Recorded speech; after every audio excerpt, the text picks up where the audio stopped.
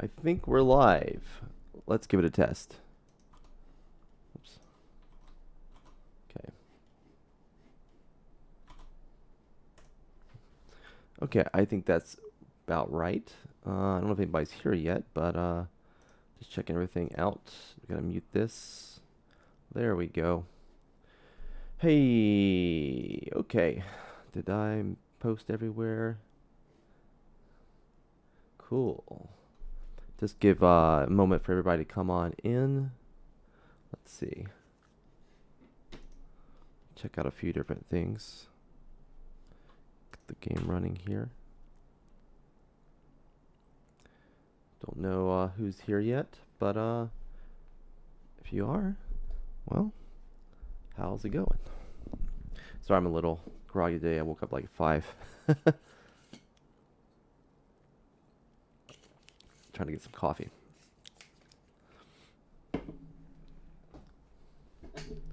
So, yeah.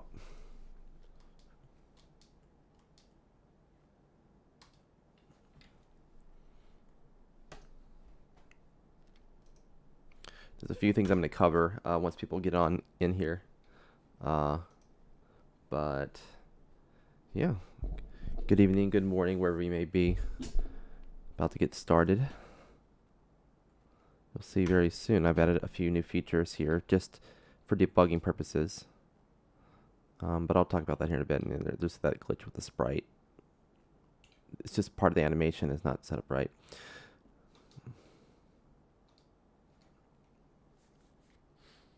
Hey, Armitage, what's up? Cool. Let's see. Well, we are pretty good to go, I think. Classic mirror matches, yes. Okay. Well, as people are coming in, I'll just review a little bit about what I did. Of course, we had the stream on Monday, I think, and I basically worked on this. What did I work on, actually? That was on... No, sorry, this last Thursday. It was last Thursday, so... Yeah. When was that? Commit log doesn't really reflect everything I did. Let me make sure everything is pushed to the server. Yeah, look at our schedule. What was I doing? Well, not schedule planning. Yeah, what to do next? Support drawing, flip sprites. I think we did stuff with that. Yeah, we did the flipping. And it's some like knockback physics. That's what we did. Cool. Is that the full change we did? Yeah, that's what we did. Okay, we did that, so I don't need to review that so much. But I'll talk about what I did during the break. So just I do some of the stuff offline because it's not really that relevant to actually fighting game making, but it's useful tools we need for debugging and just iteration. So basically, I supported hot reloading of game assets.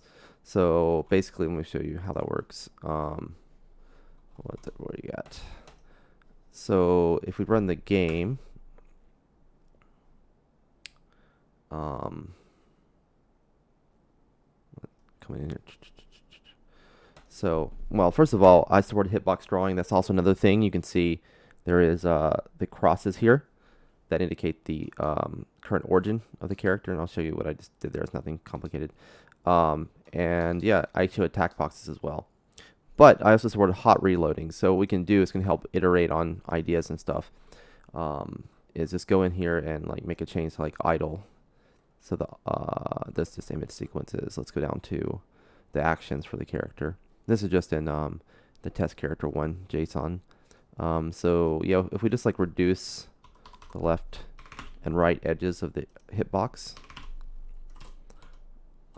we can do hot reload, and you can see it got smaller here. So that's going to be very useful just for changing things and looking for problems. And what I did to support that wasn't anything wild or crazy. Basically, all I did was I did some kind of cleanup on code. The first thing I did was remove this allocator we're restoring. You know, when we actually called init on the game state, we're passing an allocator and using that to allocate some memory for various systems and persistent storage. I just removed that because we weren't actually using that stored allocator. It was kind of it could have been problematic in the future. And I added this new function called load persistent game assets. All it really does is calls initialize game data, which I had removed from the overall init function on the game state. And what else did I do here? So that's pretty much what I did on the game state in the game state struct. Well, in the supporting functions.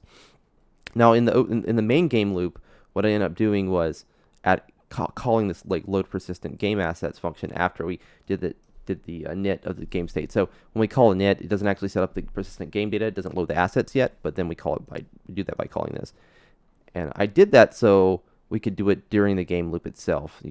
I could expand it, but yeah, during the main loop, if you hold the left control key and press F5, this is another thing I need to show too. So I added a new allocator. So we had the arena allocator set up for our general allocation purposes, but for the assets, I created a new different allocator. It's still using the heap, as you can see, but the reason I did that was we could actually pass in that specific asset allocator to persistent data, loading the game assets function. So it has its own allocator that handles its own memory. And I did that so we can actually de-init that memory all at once. And then when I create a new allocator again and do this, I don't know if it's 100% what I end up wanting to do in the end, but it worked for my purposes for now. We might be leaking memory some here. I should write a test to actually check this, but that's the basic idea. Just present that. So basically, just release all the memory at once, create a new allocator, and then call load game assets again. So to do the hot reload. Now this is actually a problem. Our loading function also loads textures, so I'm not actually technically releasing the textures yet. We're actually loading the other set of textures every time we're doing this. It's not great. I'll fix this sometime on stream, maybe. Maybe offline, I don't know. But that's how we get the hot reload. And then I just added hitbox drawing and stuff. Nothing crazy. Just I added a new function that basically draws character hitboxes and it just goes through, gets all the character hitboxes, translates them to the character position, and yeah, puts in screen space draws. Nothing crazy. Nothing that relevant to actually the fighting game development itself. But I just wanted to show how it just with very simple tools you could really rapidly iterate on your game very early on, even without having like any kind of GUI and stuff to manipulate stuff. So now we actually have the ability to like modify properties here on the fly without rerunning the game, right? So that's really important. Okay, but I did find a problem. So you can see I have if I do an attack, you can see, well, okay, I don't have any vulnerable boxes here, right? There's no big blue box on this. And you can see right now, if I attack, actually I need to add a reset position button as well for debugging, because it's kind of annoying not to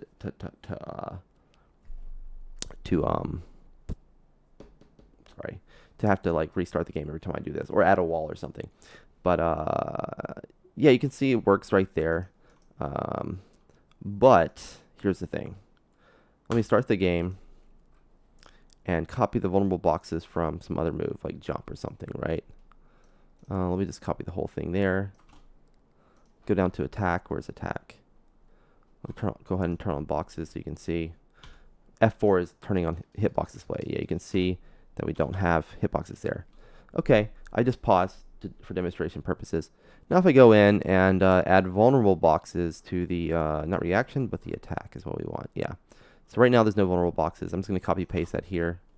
That's not what I want to copy paste. That was weird. Why did it do that?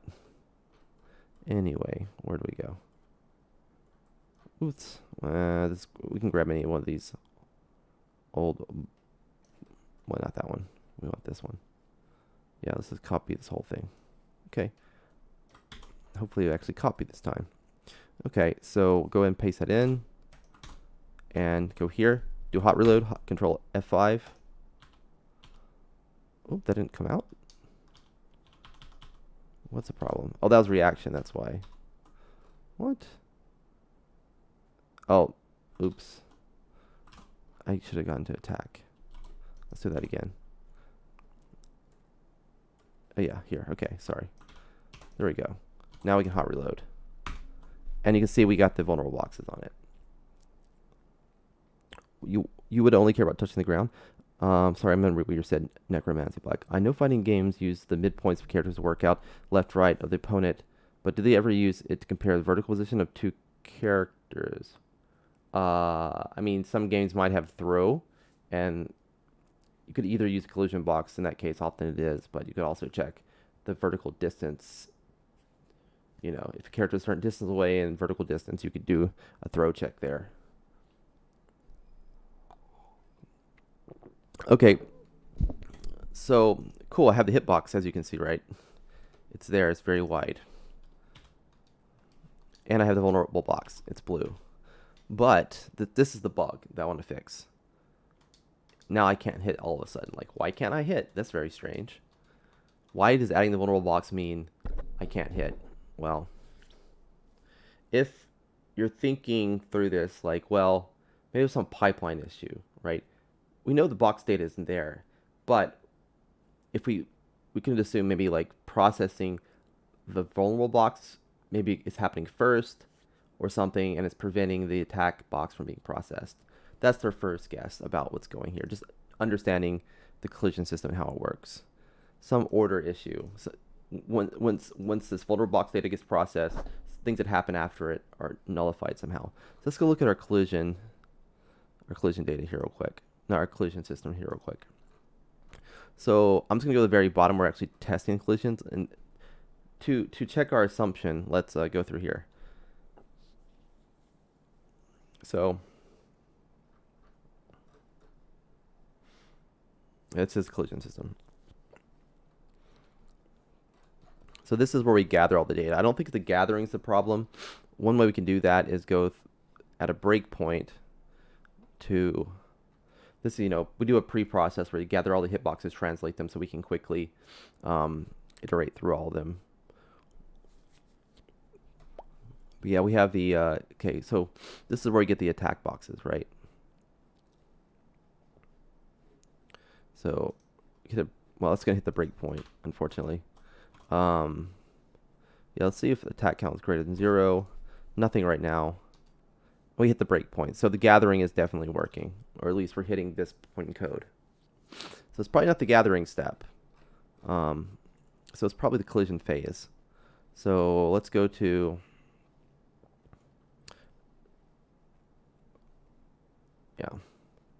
So let's see if we even hit this breakpoint, or we check hit collision. We're not hitting the breakpoint. So what's happening? Make sure that's not there. So we do have an interesting issue here.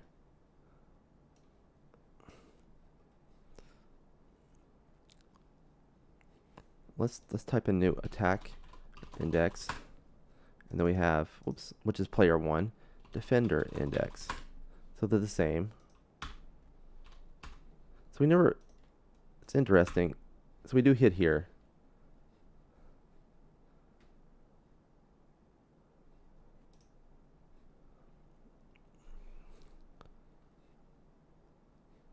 So we do have hitboxes, but what's the problem?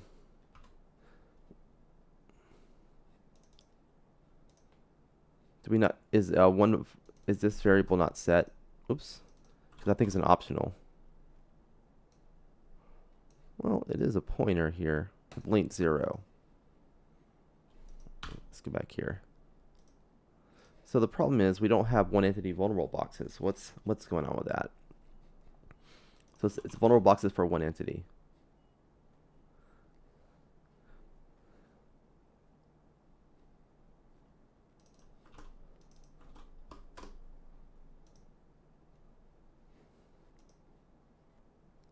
So it's interesting.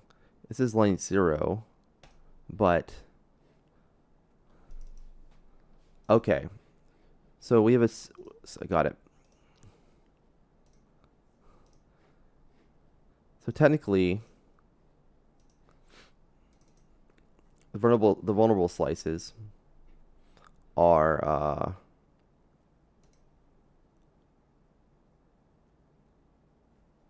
So the vulnerable slices here, right? We have a set of 2, right? Because you can see it's have a length of 2 here. Can we actually show the type here? No, I don't know if we can.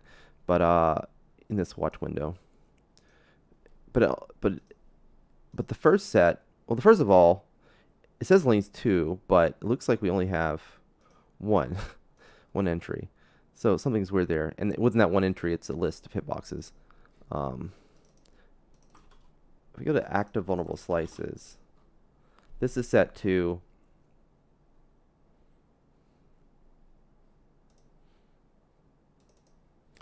this variable. So we can look at this.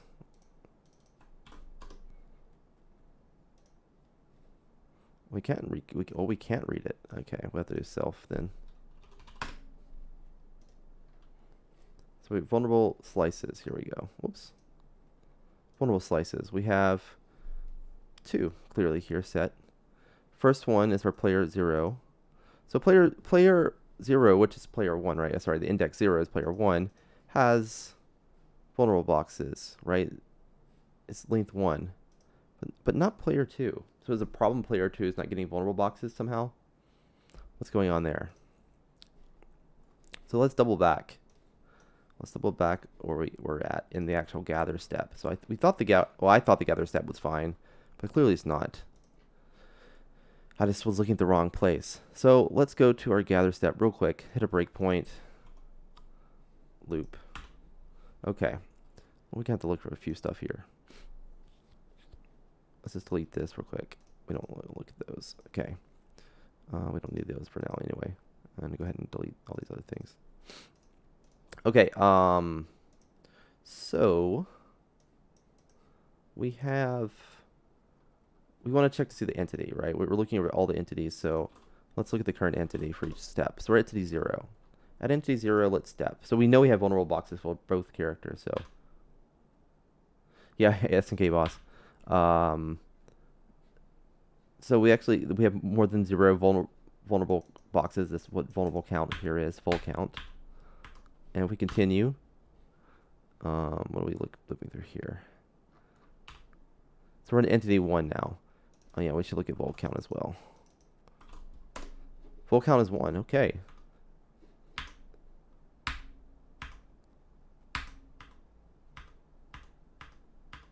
Okay. So if we look at all the vulnerable slices, let's look at self. Sorry. There should be, both entities should have boxes, right? I don't want to look at the scratch. I want to look at the slices.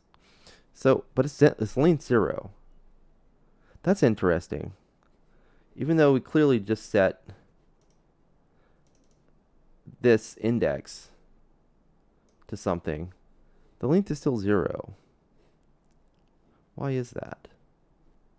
Is it because vulnerable scratch count is... So vol count should be, as we see here, is 1. That's 1. Oh, because we're not going to 0, 1. We're going to 1 to 1. Okay. Gotcha.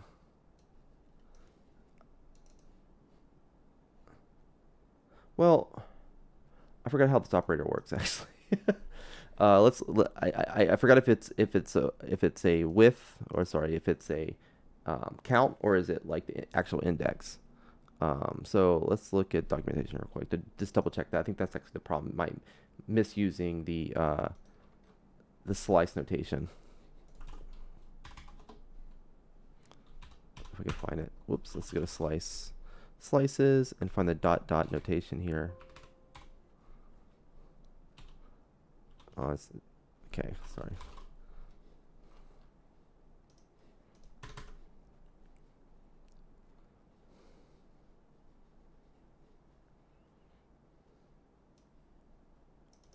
So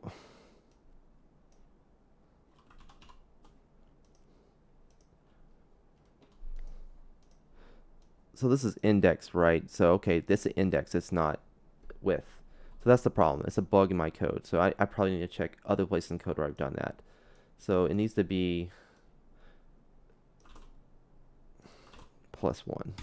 I think that's what we have to do. Oops. Maybe there's other syntax for doing the same thing, but yeah, we have to give the indexes. So you go from so in this case we'd go from index 1 to index 2, and 1 plus 1 is 2 clearly. So that should fix the bug. Let's give it a shot. And I'll have to fix that on the attack too, because you see I have the same problem. Okay. I misunderstood how the slice notation works. I thought it was count of items, not index. So I'm just going to turn on the hitboxes so we can see it. And it fixed it. Yay. Up at that point, we didn't have vulnerable boxes on both characters at the same time when we were attacking, so that's why we didn't see that bug. Okay. Now I'll have to fix that for here as well. So, where is it? Attack stretch count will have to be this.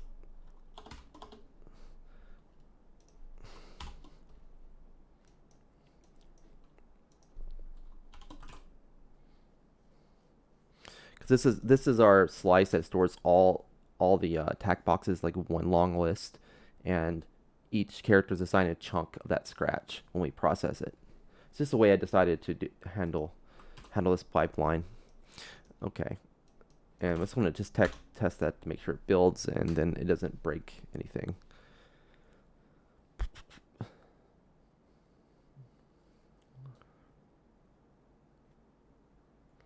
Okay. Oops. Yeah, that bug's still there. So that bug is fixed. That's nice. Let's go ahead and just submit that. So it's easy to fix. Okay. Fixed a bug where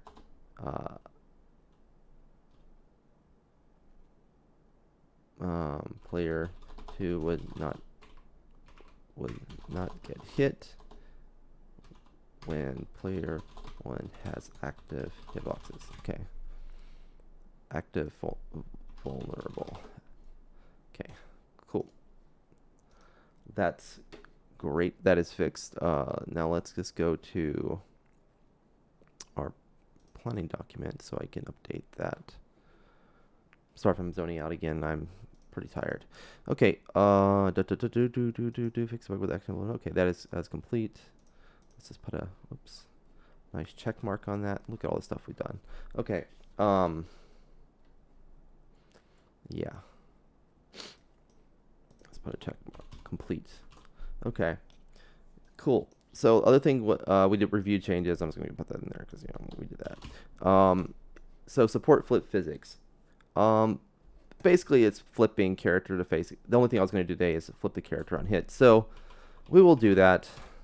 Before then, though, I just want to fix the sprite data real quick, 'cause I think that's the cause of the bug we're seeing here. When the character is walking, I think the image goes out of scope. So watch. So if I'm walking for a while, it just turns to that for a while. It goes back to that. What's going on? Well, it's probably because our data isn't looping for the animation. So let me show you. We go in here, was walking forward.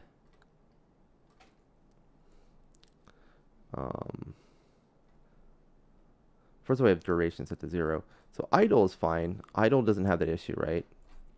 Why does idle or standing action not have that issue? That's walking backwards. Yeah. So it's duration set to 10. I thought I had a loop. Yeah, looping is true. Walk should be looping as well. Oh, I just don't have that set. Okay. Duration doesn't really matter in this case because we don't really have any. Well, we can just go ahead and set it to something like 1. Oops, we don't actually hit the F5. We can do hot reload. Well, I just walked off a screen. Come back. Backup has the same problem as well. Okay, let's hot reload. Does it fix it? Yay, okay, that is looping. Fixed it because we didn't have images available after a certain length in the action. Okay, so we can just fix that in walking back as well. Because we know walking back is a looping action. And I'm just going to set this 1 duration. But it's looping, so it doesn't really matter again. So walking back should be fixed. Cool. What does looping duration of zero even mean? So the duration for the action is basically just a timer that we can use to end an action. Most attacks or actions that have a fixed set of fixed time period. So like punch or whatever. When it ends, we need to know when it goes back to when it needs to go back to idle. That's what the duration's for. For things like walking, it doesn't matter because walking will immediately transition back to idle when we release the button or do another action. That's just the built-in behavior of those states. Okay. Yeah, like attacks. So, done that. We just fixed that part. Okay. So the thing I want to get to with flipping is on hit right now, if the characters, well, two things I want to do. I always want to face the opponent on idle actions. So we'll do that. And then we'll do on hit. I'll show you why I want to always face the opponent. So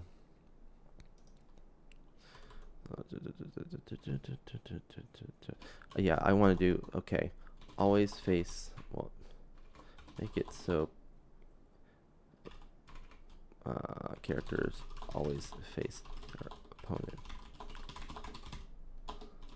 So like during a walk, during idle, whatever, you're going to always face the opponent. Right now, jump is not going to do it, but in the future, we might have a reason to test that kind of thing. Okay, so what we're going to have to do is,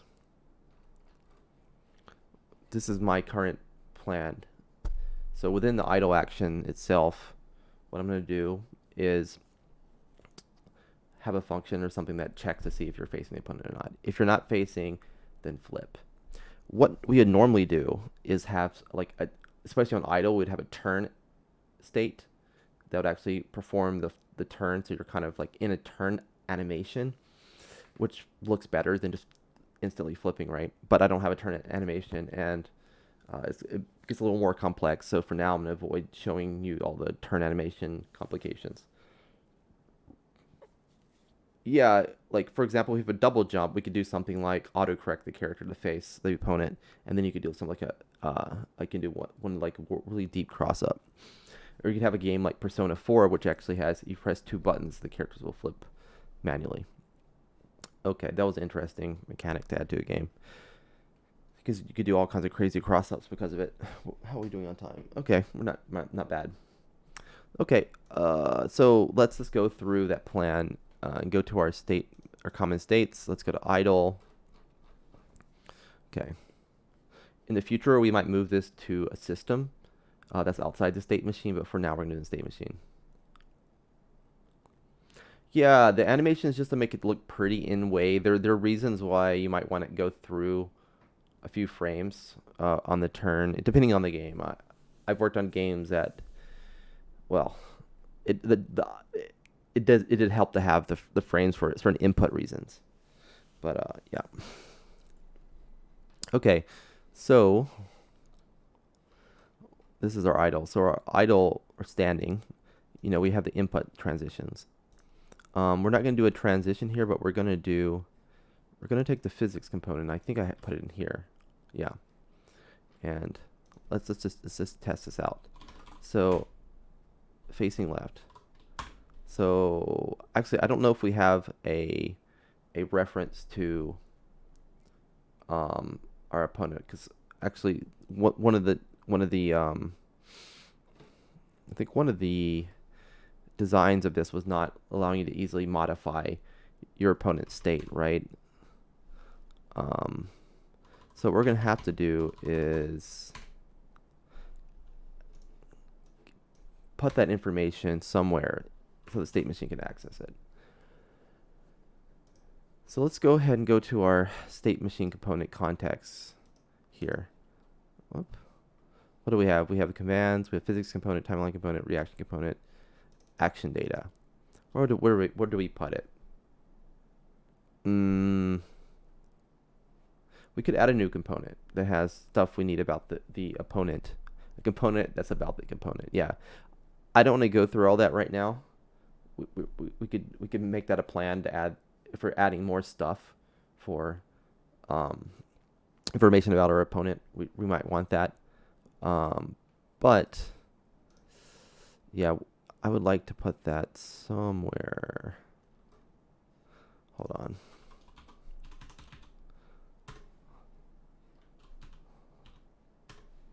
Where do we even use this? We use it all over the place. Yeah.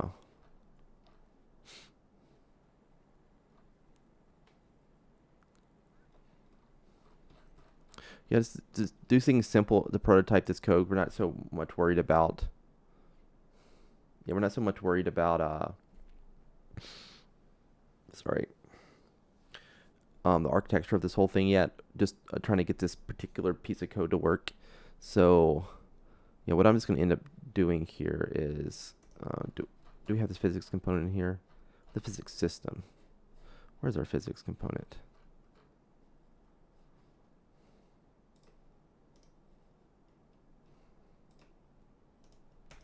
Yeah, so for now, I'm just going to add, so what I'm going to do is I'm going to add needs to flip. Is that how I want to do it? Yeah, so, or is facing opponent. So that's what we're going to do. So we're going to do new bull here, facing left. We're going to have, honestly, I want to name these with a B, but yeah, for now, facing opponent. It's going to be bull here as well. Okay, it's going to be false by default, but during our physics processing, let's go here. During our physics processing, we need another outside system for handling this. And also, who's your opponent? That's going to have to be hard coded for now. So let's go here into our game simulation. We're just going to do this in the physics system before we actually update any of the physics down here.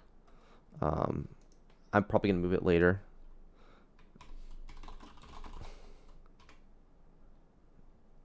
Well, hold on. Yeah, let's do it here.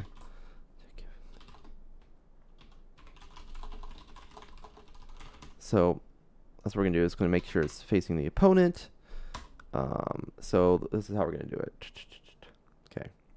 I think we can do this. So const opponent equals if entity index. This is hard coded for now. In the future, we'd have some kind of like reference to who is currently the opponent or whatever, so you can support more than 2 characters. But if this is at the index opponent, it's going to be equal to 1, else 0. Okay. This just gives us who the opponent is, and we're going to have to get the opponent's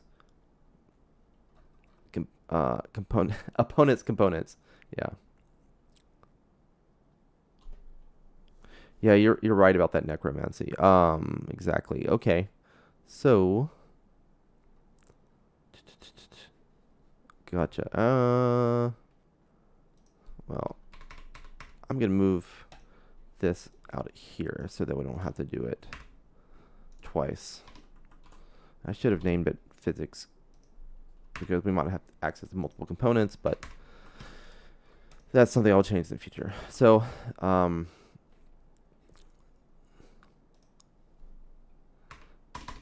so first thing I want to do is get entity x, opponent x equals, we'll have to get the game state instead of the entity access, we want the opponent.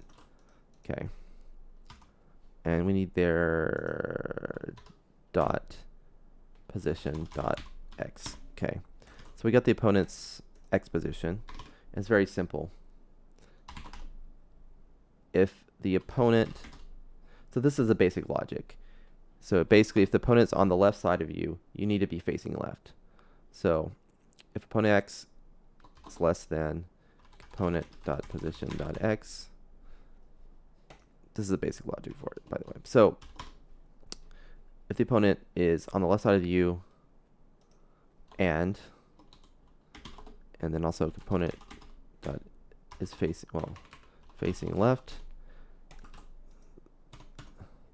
So basically, we're gonna try rework this logic here a little bit, but then we need to change component dot facing opponent is true, right?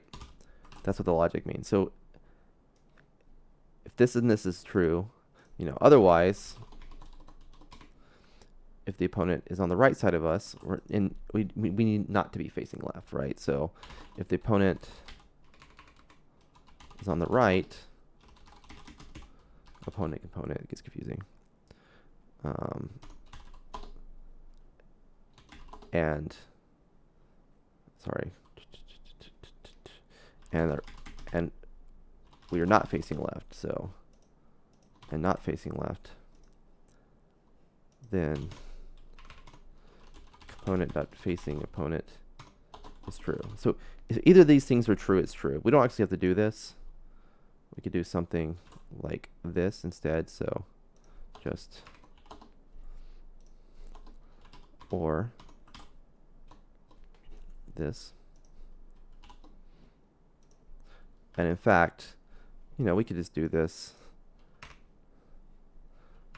Or we could do something entirely different, which is just assign facing component to this to the Boolean operation, right? We don't actually need the if. Pretty sure that works in Zig just fine. So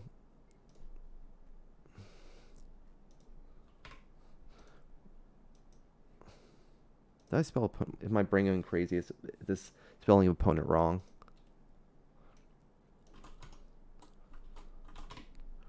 No, that's right. Okay. So let's double check that opponent X is, so if they're on the left, their X is less than our X. We need to be facing left. If the opponent is on our right, we need to be facing right, so not facing left. Okay. So this gives our facing opponent flag. Okay, so go back to our state machine, our comment states. So now we have this flag, facing opponent. Cool. That gets updated every time we update the physics. And to keep it in mind when we update the physics compared to the state machine, let's do that real quick.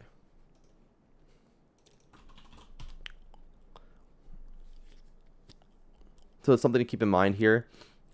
Since it's getting updated in the physics system right now, it's going to be one frame behind. So, yeah. So basically, well, it's going to be, because our action doesn't get updated until the next frame. Right now, it's going to be one frame behind. This is why we'll probably move it into a different system if we want it to have same frame priority, right? Okay. So let's just, for now, we're going to leave it as that. It's just something to keep in mind. Okay, so during our standing state, we can do something like this. If, what is it called? Physics component here. I made it capitalized for some reason. Yeah, it doesn't. So it's facing opponent. If we're not facing opponent, we need to make it face the opponent, right? So we'll just say, well, we actually don't know if they're on the left or right of us, so we just, well, it's fine because we know we're not facing the opponent, so we just need to make this facing left equals whatever the value is, but opposite, right? Now, if we call this multiple times, it would break, but hopefully we're only calling this once here. We could have stored like which side we need to flip to face them, but for now we're just doing this. Okay. Flip.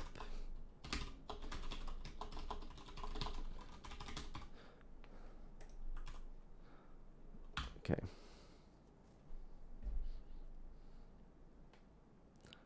Hopefully everything is builds. No, it didn't. What did I fail at doing? Cannot store runtime value in time. That thing again. Okay. Yeah.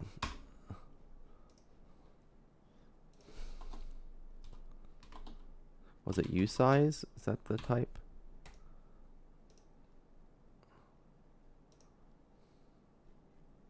Oh, it's not equals equals, right? It's like equals or something. Or is it equal equal? I think it is equal equal. Sorry. It is the Boolean. operation. It's just that this error thing is not updating.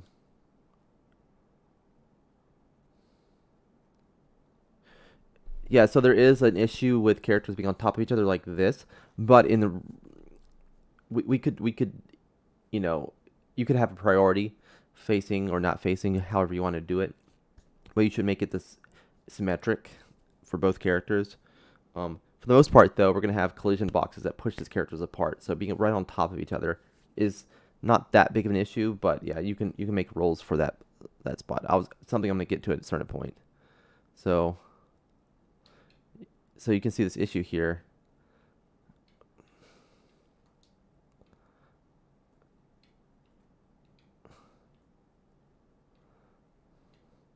So we're constantly flipping, right? Well, we could easily fix that by modifying our state here, right? We can make this true. It's not exactly how I would love to do it, but this is one way to get past that issue. It was constantly flipping because, again, that one frame delay between when we're checking facing and setting facing. Though it seems to still be having that bug.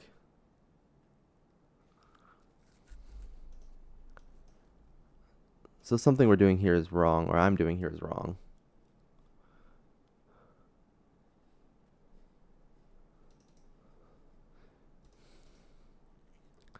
So let's just double check this. So if the current entity index is 0, we make it 1. Otherwise, it's 0, right? Okay.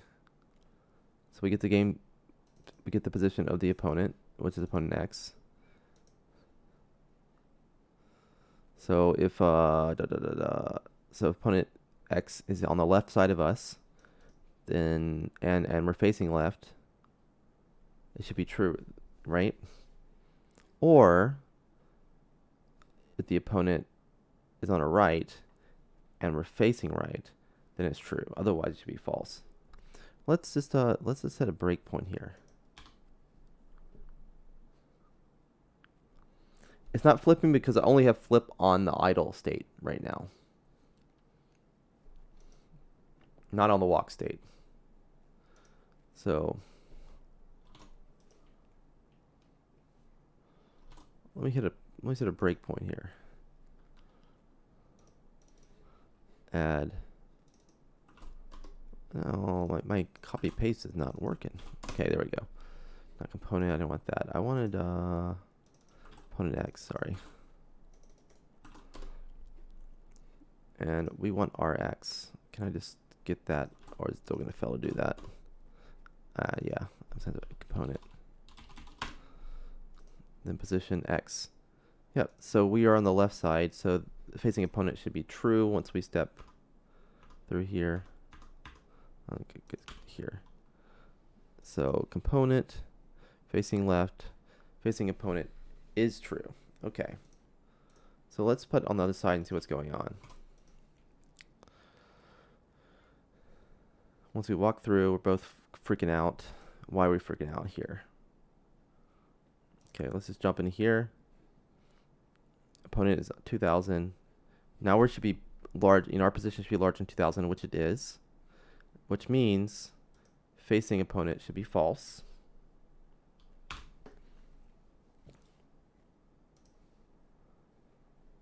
And, but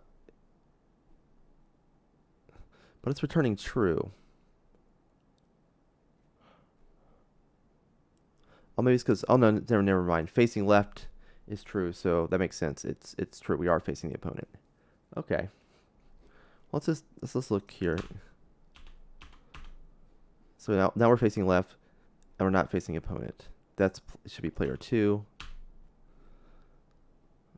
Here.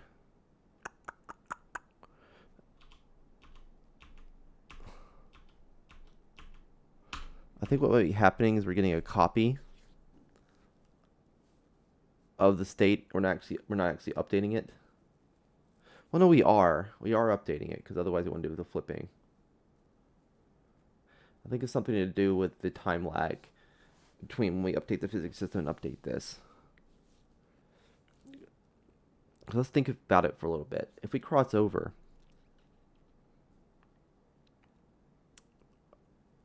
we run our physics system. Then on the next frame, we update our action system before the physics system. And now it sees, oh, we're not facing the opponent, so flip the character. And then set facing opponent to true. Well, they're facing left now. Come through here. This should be. Then it should set this to true.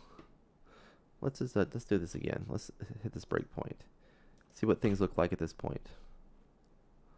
So we are facing left and we're facing the opponent. So that won't get updated, but we're still flickering. Let's just keep looking at this for a little bit. We don't see it flipping here, right? Oh, we just got one. Hold on.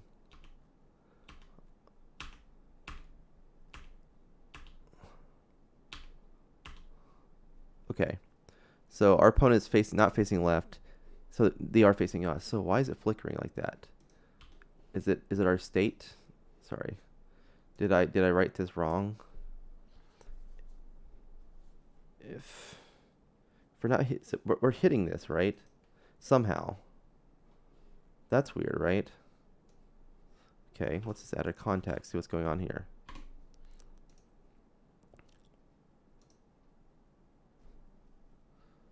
So here, it says facing left, and we're not facing the opponent. What's happening?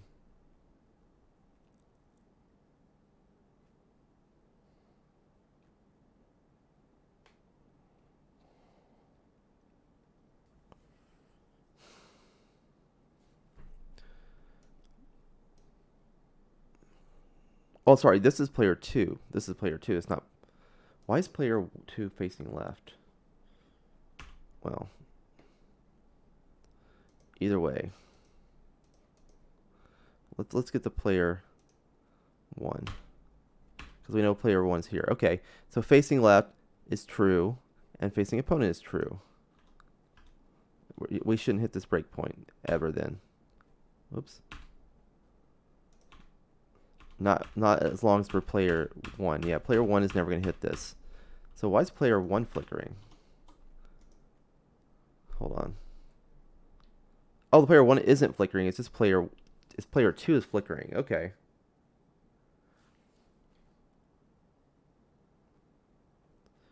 So you're on the left side. What? What is going on here?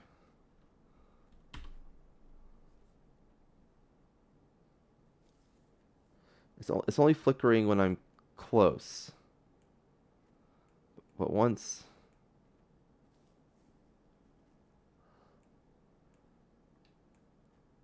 Yeah. Why does distance matter? Also, it doesn't matter for player 2.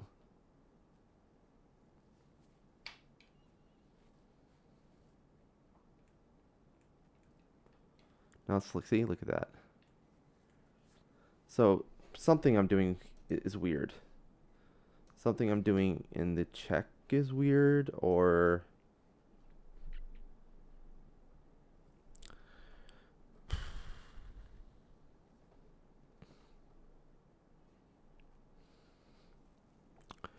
What's weird here?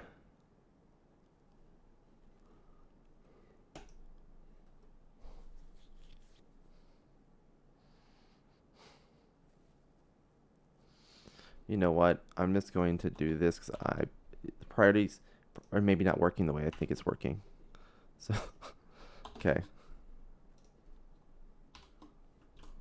Oh, duh. Now I see the error issue.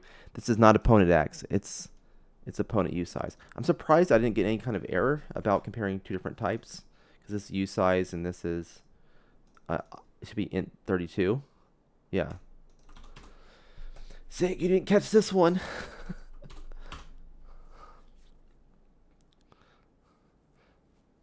Yeah. Yeah. Makes sense. That's why I use distance space, because... Yeah. Alrighty, so that's fixed. So So one thing I want to show you is currently hitboxes also are not flipped. Now this is just drawing, but the hitboxes themselves are being flipped at the moment. I have to get very close to start hitting. It might have thrown a warning. Let's give it a compile. Let's give it a compile check. I probably saw there probably was a warning here. I didn't notice.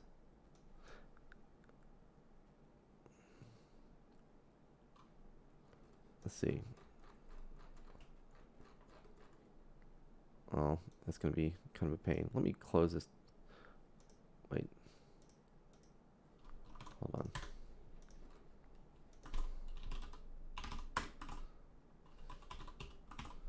Maybe I just got a bunch of output. Let's just build zig build. Can I do that here? I forget how to do it. Does zig build work in this project? Oh, it's not showing anything. Okay, I don't know. Weird. Okay. Moving on. What we had about 50 minutes here. I don't really have time to necessarily do the flipping of the hitboxes yet. But yeah, basically when we do our translation hitbox, we have to take into account the side. Yeah, perfect build time cast. Yeah. Okay. Again, this is just temporary getting this stuff. We'd really want to have a reference to who our opponent is in any more complex game. You could just we can look in the last few minutes I have left to do the collision system though. So we have this, get translated active hitboxes. So we need not only to translate, but to also reverse the sides of the left and right sides. So it shouldn't be that crazy. So let's just do this. So right now, we pass in offset, but we don't pass in facing. Okay. So let's add a new parameter, not just offset, but flip hitboxes. Let's just call flip hitboxes, and it's just a boolean. And what we'll do, our flip hitbox.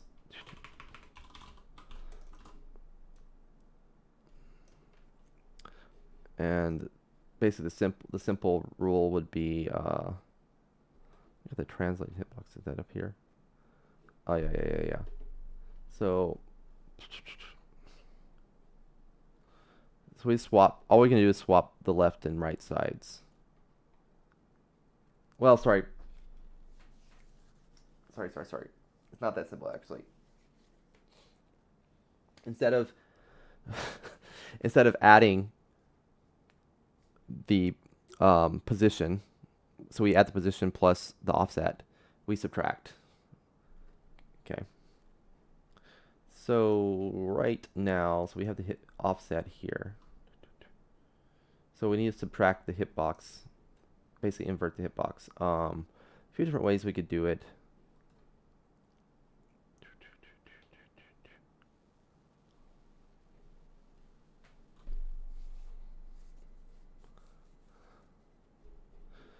So right now we add the offset. It would be like subtract these coordinates from the offset. So because I'm just gonna do things simply, I might clean this stuff up later. I'm gonna call it translate hitboxes flipped, and basically just going to do. It's not the cleanest way to do it, but I'm super lazy right now, and I'll clean it up later. I just added a negative sign to all these. And then here, basically, we'll just do if flip hitbox do that. We'll do the other version of it. Or what do we call it? Translate hitbox flipped. Yeah. Okay. Actually, there's more to it than this, but I'll get to that here in a second.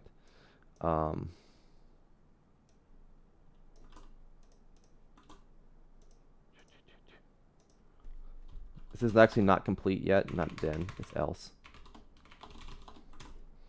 That should be right. So if we flip the hitbox, we do the flip version of the function. Otherwise, we do the normal translate. Okay, so and then we need to call this in a few places. So we need to do not just entity offset, but we need to get the entity flip state, right? Or facing state. Okay, I think we have that available in one of our components. Yeah, physics component. Okay. I'm just going to put that here because, okay. I'm just going to store it off in here.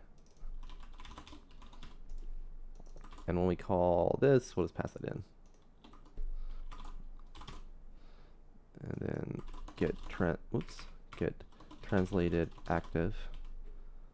We're going to use that here too. I don't know why we use it as a test. I'm going to ignore the test for now. I'll fix the test later. Yeah, we do that too. Okay. Cool. That should work. And again, this isn't done yet. I'm going to show you here in a bit why. We can't just subtract the hitbox because that will just translate the hitbox, right, over the other side. It won't actually flip it. Just make sure it works on this side. Did I break that again? Oh, because I was testing that code and I reverted it. Okay, let's go back to our common states. Well, not common states, it was in the physics system, right? Okay, whoops. Oops.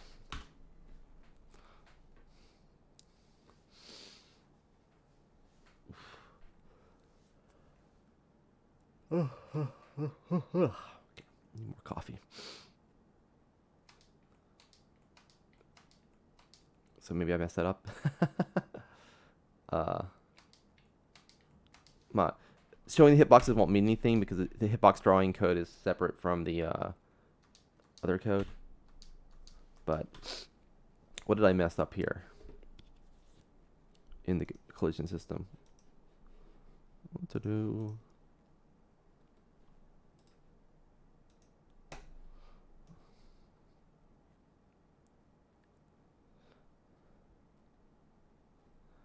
Well, let's just make sure I wasn't doing anything. I didn't break something else anywhere else. So let's just comment that out real quick.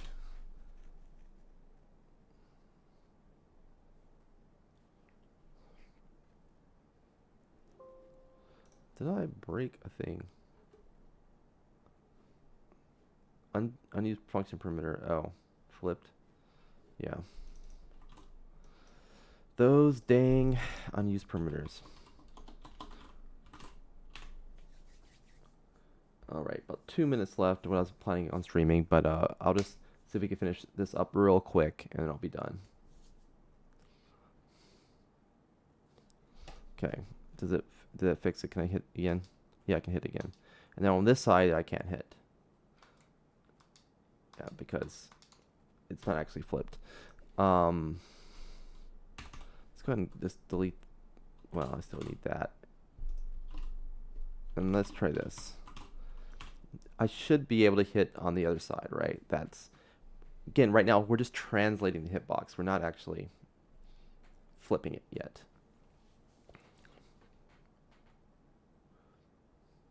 So I can't hit on this side. I can't hit on this side either. So whatever code we're doing is not good. Oh yeah.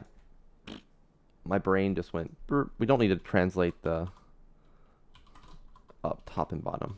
My brain. Just the left and right. So we're just translating left and right, not trying to flip over the y-axis. It was going to be below ground in that case.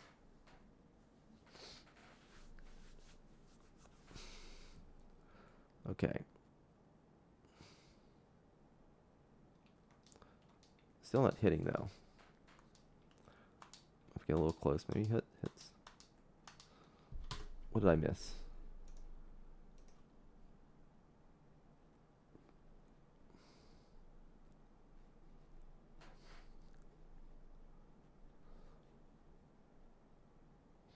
I missed something here.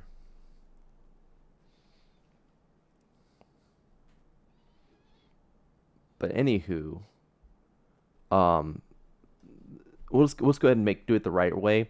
So what's going to happen when we flip over the hitbox? The left side of the hitbox is now going to be what was the right side on this side, right? So what we do here, yeah, okay. Yeah, so the left will be the original right. And it's going to be it's going to be the distance the right side was from the origin, right? And so we're going to subtract that. So it goes on this side. Okay.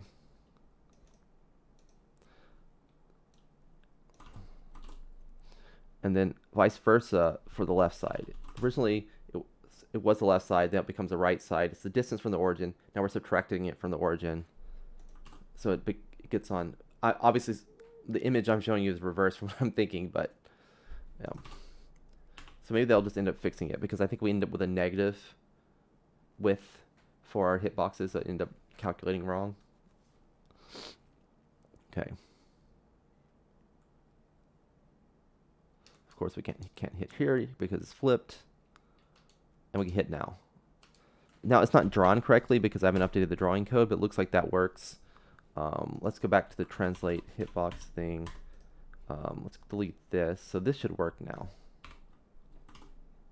This code should work. Okay. This is also a nice thing about Zig. You can actually have very explicit if this then else code. So on this side, we can hit, and on this side, we can hit. Cool. Amazing. When I jump, I should be able to hit 2. On this side, we do it too. Okay, so that's the basic premise of flipping and handling hitboxes on flip state. I hope that was informative in some way. I'll do some code cleanup off stream, just so we don't build up some cruft. But any questions or anything about that, just let me know. Yeah, I'll probably fix the debug drawing for the hitboxes to be flipped as well.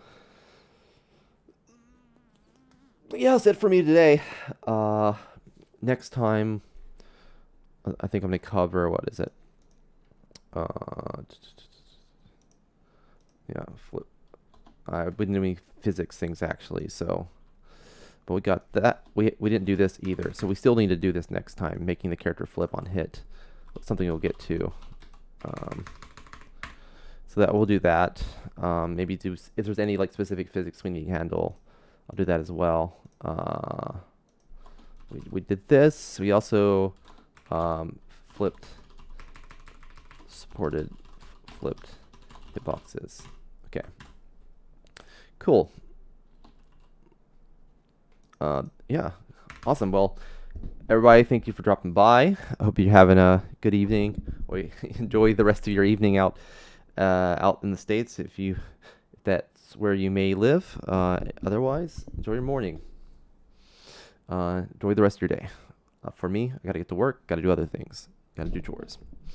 I hope to see you all soon. Thanks for dropping by, and as always, well, see you soon anyway. Bye.